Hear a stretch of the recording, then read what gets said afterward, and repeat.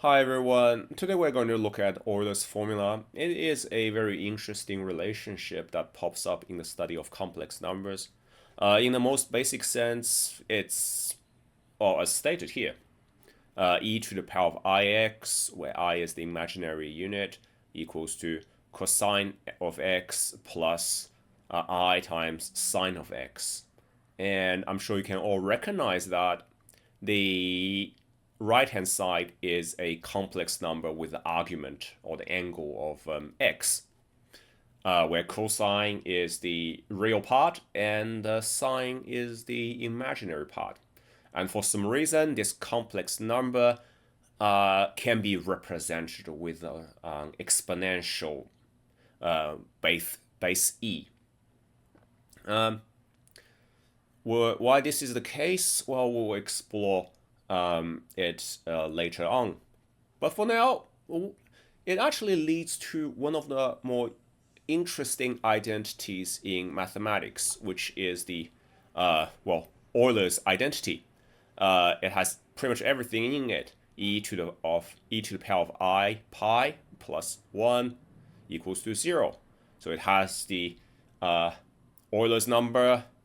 It has pi, so two of the most well-known transcendental numbers. You also have the imaginary part. You have a 1, you have a 0. So some of the most important pieces of things in math are in there or captured in a single formula.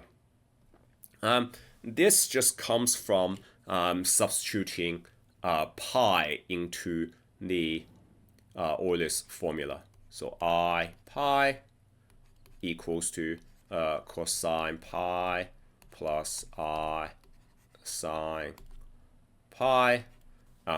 So e to the power of I pi, as you may be aware. Cosine pi, what's cosine of 180 degrees? It's minus 1 plus, sine of 180 degrees is 0. And that is your Euler's identity.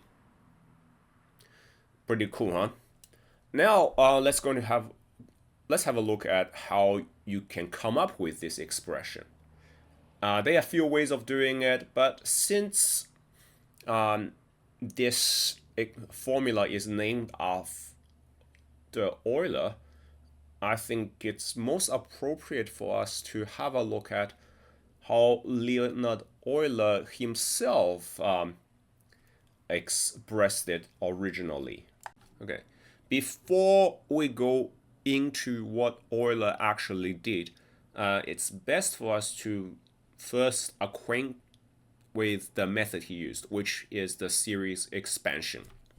And in the simplest sense, a series expansion is basically representing a function as the sum, and in many cases, infinite sum of simpler functions, so that they can be more easily studied or easy to work with. Now, the particular expansion we look at is called Taylor's series, which is named after the English mathematician Brooke Taylor, who formalized and published this method in the early 1700s. And what he basically did was representing functions with polynomials. So let's have a look at polynomial. A very basic one. The polynomial is the constant plus linear term plus the quadratic plus the cubic plus the quadratic term and so on and on. Yeah. And this is the most basic form. And one of the interesting properties of polynomial is that when you differentiate, the constant term disappears and everything just gets shifted forward one place. So as you can see, the original linear term now becomes the constant term. Original quadratic term becomes the new linear term, and the original cubic term becomes the new quadratic term. But because of it's a differentiation, we apply the power rule, each term loses one power. So power from this one went from 1 to 0, went from 2 to 1, went from 3 to 2, went from 4 to 3. But at the same time, because of the power rule, and all the power gets to move to the front, so 1 goes to the front, 2 goes to the front, 3 goes to the front, 4 goes to the front, and so on. And this is a simple and predictive process. You can just cycle them through as you rack up the level of the derivatives. So second derivative, everything moved forward once more, but now the original second term will move right up to the front and becomes the constant, and then everything else moves forward in one place, but also loses a power, but multiply in front of each power gets stacked by 1 as well. And this process, you can just go on. Third derivative, exactly the same thing. Once again, everything gets pushed forward. The power gets moved to the front, but the power for the x is lost. Yeah, and then so on and on. But as you can see now, the pattern emerges is that there is a very strong relationship between the derivative and the coefficients of the polynomial. In fact, they matches. The order of the derivative matches with the order of the coefficient. So if you look at the original one, original function, no derivative, the constant term is, well, the original constant term.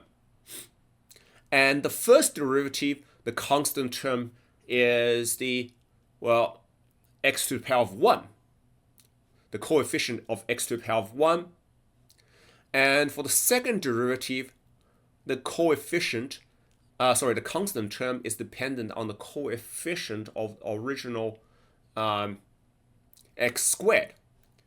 And for the third derivative, as you can see, the constant term is based on the original coefficient of x cubed, and so on and on. And interestingly enough, now it's very easy to establish a relationship between the derivative of a function and the coefficients. Because if we set x equals to 0, well, f of 0 will equal to, a0. That's the original constant term. But now f dash of 0, as you can see here, all terms that have x's in them will disappear. So all you have left is 1 times a1. And the pattern continues. So next one is f double dash 0 will equals to everything with x in them once again disappears, and you have 2 times 1 a2. There's a reason why I'm leaving these rather than simplifying them, and will become apparent very quickly. Although I'm sure some of the keen-eyed of you will recognize that it's turning a bit of a factorial. And then 3 times 2 times 1 a3, and the fourth derivative when x is 0 will end up being 4 times 3 times 2 times 1 alpha a4 rather.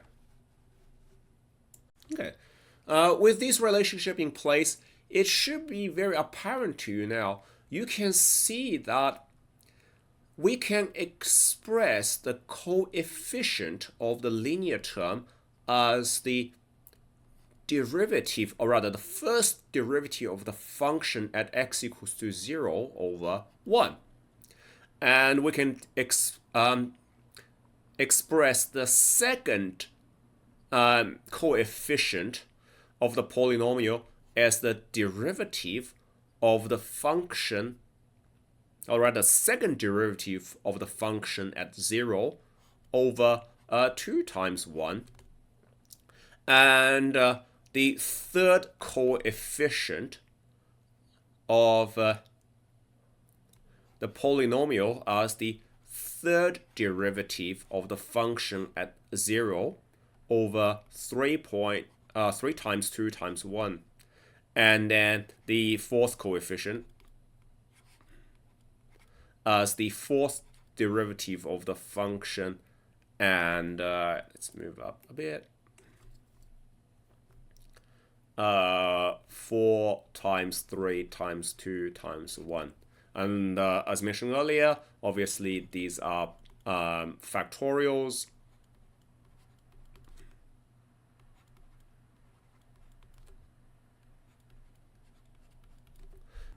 Now that we have all of our coefficients, what we can do is we can substitute them back into the original polynomial.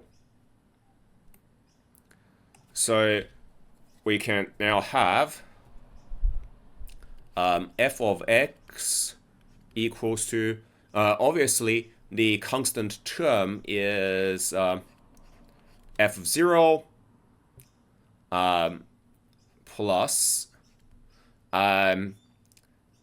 the second coefficient, sorry, the first, well, the linear coefficient is first derivative at 0 over 1 factorial times x plus the second derivative at 0 over 2 factorial times x squared, because that's our a2. And the coefficient of the cubic term is the third derivative over 3 factorial times x cubed, and then the fourth powers coefficient is the fourth derivative over 4 factorial times x to the power 4, and so on and on. So the order of the derivative just goes up, so is the factorial beneath and the power. So what we actually end up with is we now have a polynomial that is shaped by the function that produced all of these derivatives. And this is called a Maclaurin series, named after the Scottish mathematician Colin Maclaurin.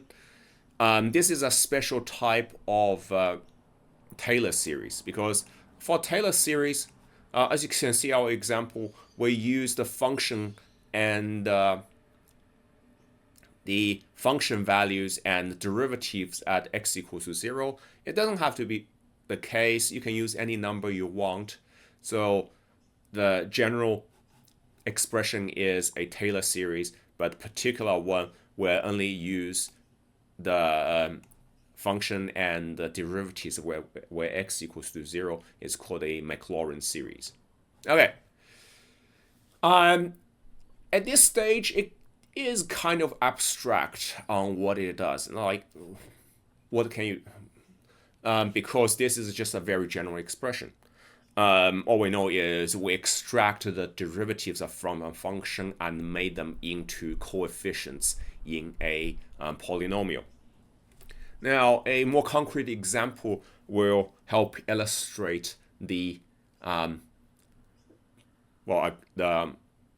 guess the purpose of this. So let's start with something very simple. Let's start with the very basic exponential function with base e. It's very simple because, well, it's just its own derivative first derivative is just e to the power of x, second derivative is still the same, and third derivative, and fourth derivative, and so on and on. It's all the same. Yep. And now we apply f of 0. So where x value is 0, we end up with 1. F dash of 0, the first derivative at 0 is still 1. The second derivative at 0 is still 1. At third derivative is still 1. And of course, fourth derivative is still 1. Now, what we can do, well, of course, it continues on. You're not going to get anything else. What we can do now is we can substitute these derivative values back into our polynomial. So we end up with an f of x equals to 1 plus, 1 over 1 factorial x plus 1 over 2 factorial x squared plus 1 over 3 factorial x cubed plus 1 over 4 factorial x to the power of 4, and so on and on. Now, the amusing part is when you sketch it in a diagram. Of course, I prepared this one earlier on GeoGebra. As you can see here, it's basically we're summing all the terms x to the power of k over k factorial, and we increment k from 0 to, 20 in our case. So right now, we have a 0 term. So x to the power of 0 is 1, 0 factorial is 1. So we can just, that's a horizontal line where y equals to 1. But if we increment to 1, we got our first two terms, and it's a linear term, so it's a straight line. If we increment to the second term, the third term, it's quadratic, so we end up with a parabola. Third term, that gives us a cubic, and it can just continue on. As we increase the number of terms, you may notice that the left-hand side, so this portion becomes closer and closer to our exponential function e to the power of x. As you can see, the orange is to the power of x.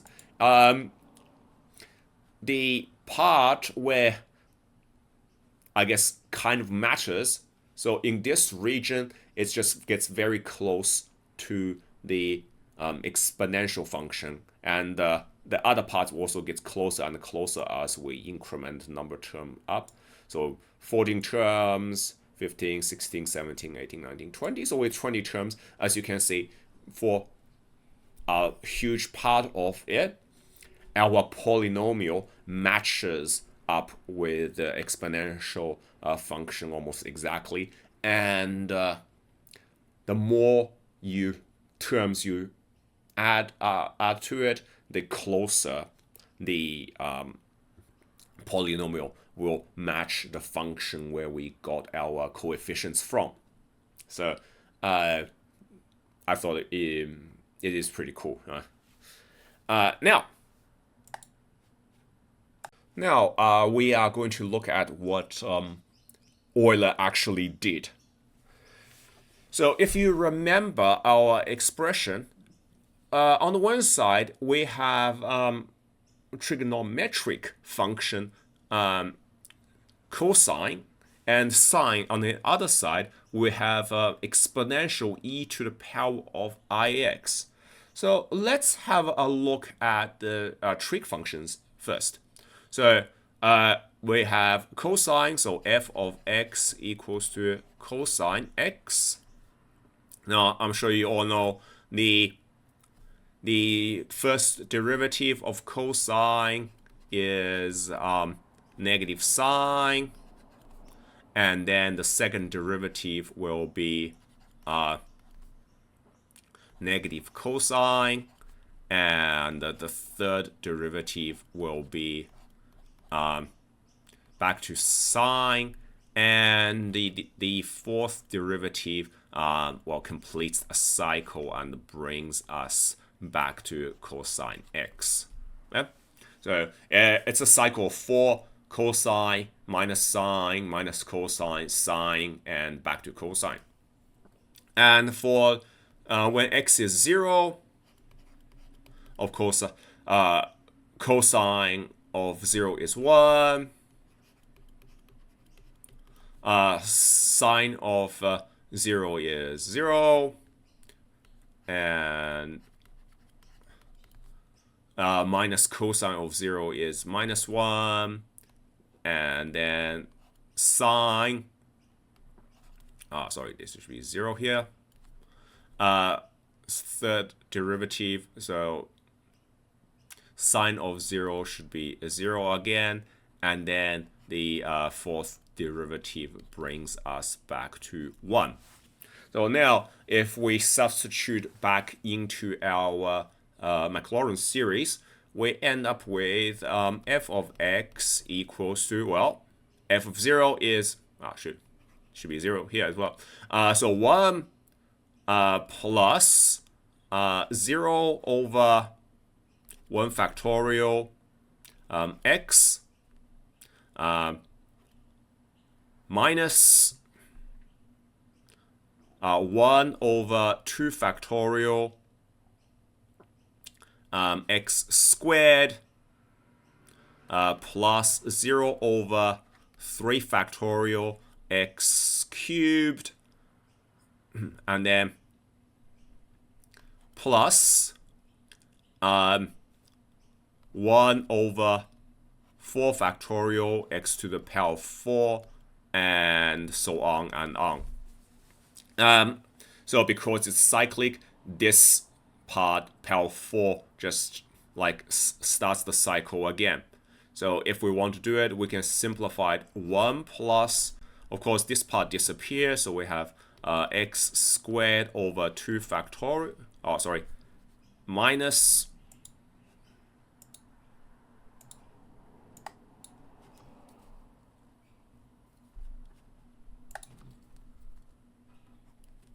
minus x squared over 2 factorial plus 1 over 4 squared, 4 factorial x to the power of 4.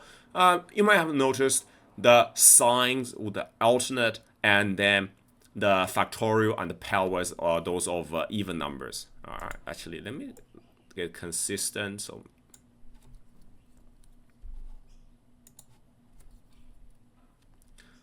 x to the power of 4, and then minus x to the power of 6 over 6 factorial, and then plus, well, you get the idea, and so on and on.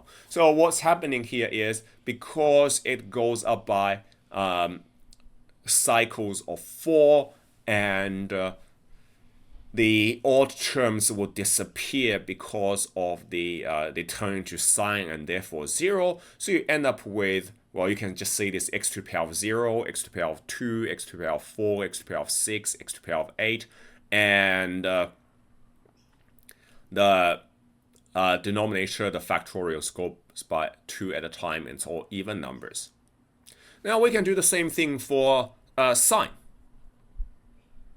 So if we have f of x equals to sine x, then the first derivative will become cosine x, and the second derivative will become negative sine x, and then the third derivative will become negative cosine x, which completes our cycle, and then the fourth derivative will bring us back into sine x again. And then we can substitute x equals to 0, f of 0. Obviously, sine of 0 is 0, but cosine of 0 is 1. Second derivative minus sine, so it's still 0, but minus cosine is minus 1. And of course, the fourth derivative 0 bring us back to 0 again.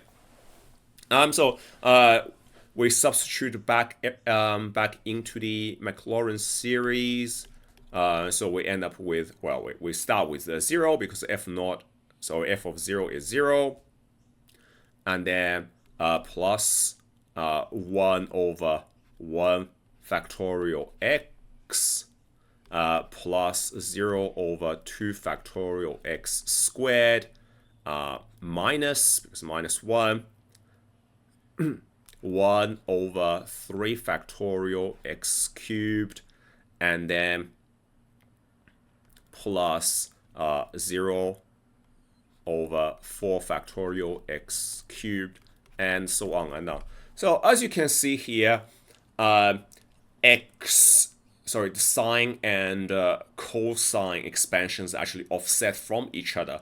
So in cosine, all of the odd term disappears, but in sine, all the even terms disappear. So we can condense sine into just x over 1 factorial minus x cubed over 3 factorial,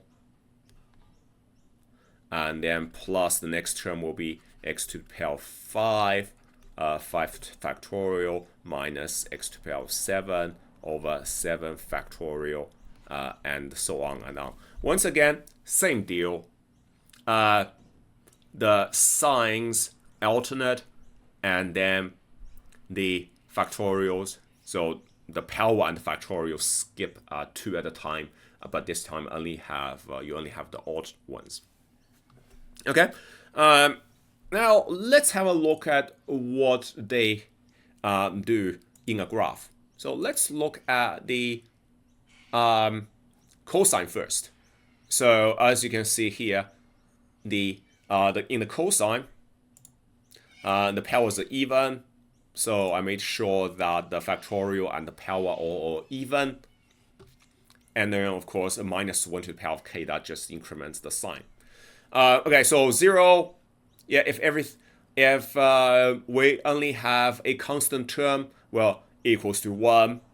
And if we introduce one more term, the next term is square, if you remember, which makes it a quadratic. And as we increment the number of terms, the more terms we get, the closer, as you can see, our polynomial becomes to a normal cosine curve.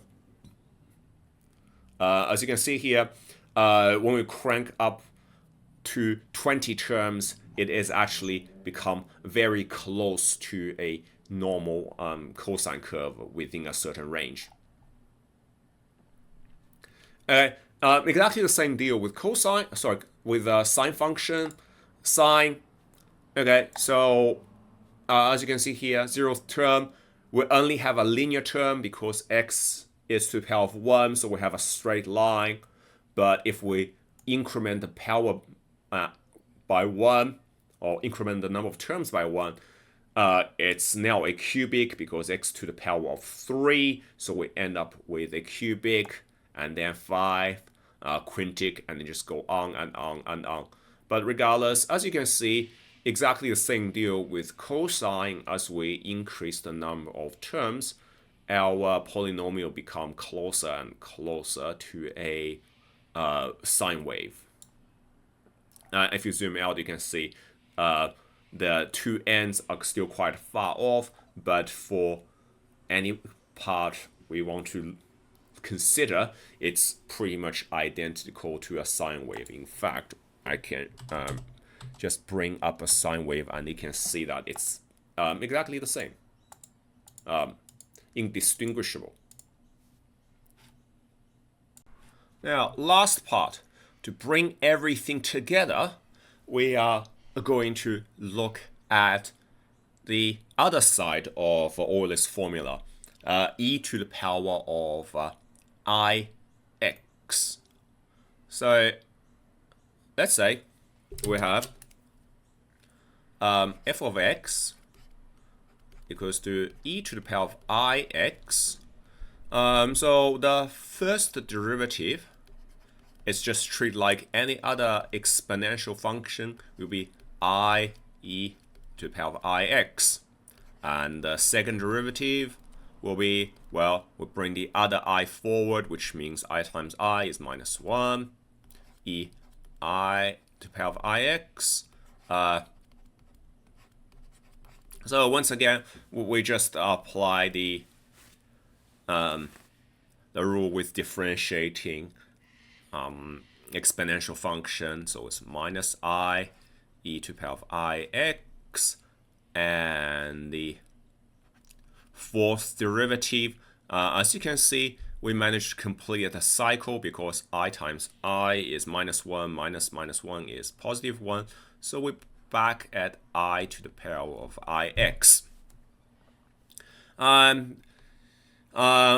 Interesting enough, just like sine and cosine, exponential to the power of I something also completes a cycle after 4. And so f of 0 would obviously equals to 1, but when you take f dash of 0, you end up with I, f double dash, second derivative at 0 will be minus 1, and third derivative at 0 will be minus I, and the fourth derivative of 0 bring us back to 1. Okay, so here now we can substitute everything once again back into the Maclaurin series. So we end up with f of x equals to 1 plus, so what we have here, so I, so we end up with I over 1 factorial x minus the second one, which is minus, oh, already have a minus 1.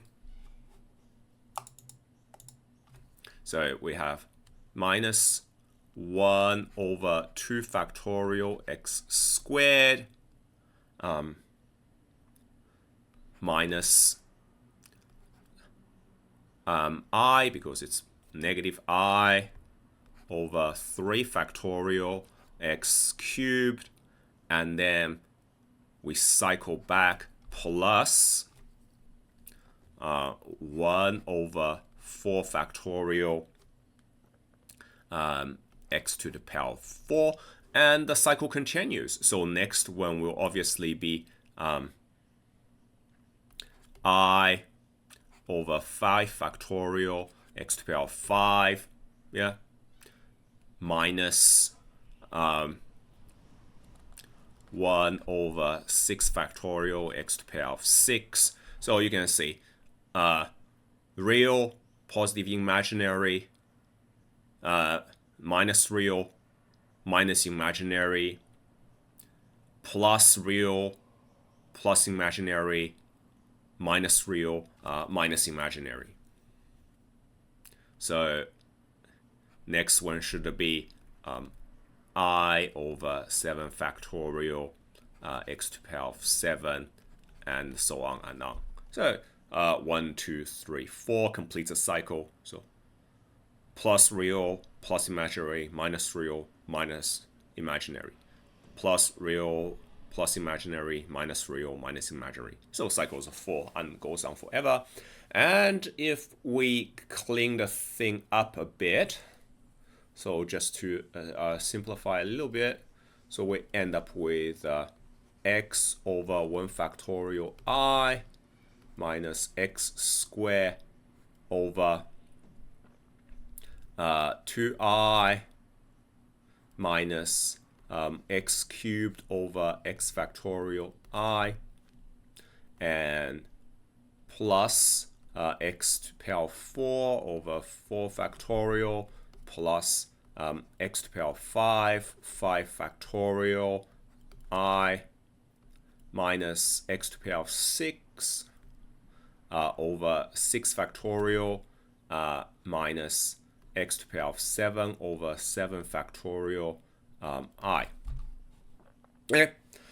So what do you end up with here?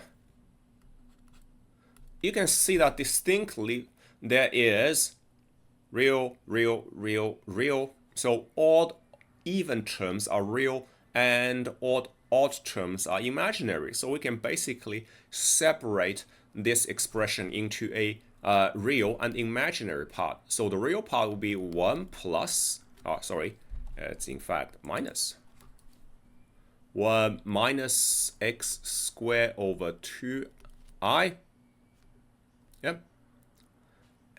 And then 2 factorial rather, plus x to the power 4 over 4 factorial, and then minus x to the power 6 over 6 factorial, and so on and on. And of course, we also have a imaginary part.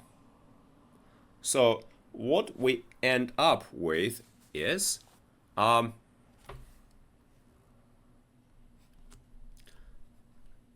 x over 1 factorial minus x cubed over 3 factorial plus x to the power 5 over 5 factorial minus x to the power 7 over 7 factorial plus always something, and with I factored out. Does this look familiar? Well, if you recall earlier, these are the series expansions of cosine and sine respectively, isn't it? So we can just now rewrite them as this is the expansion of cosine. And this one is just the series expansion of sine multiplied by I.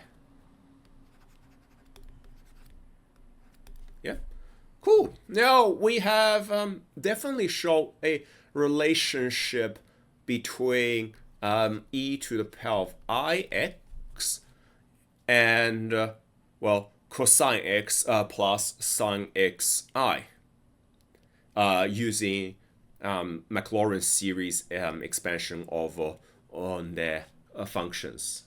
And so there is that.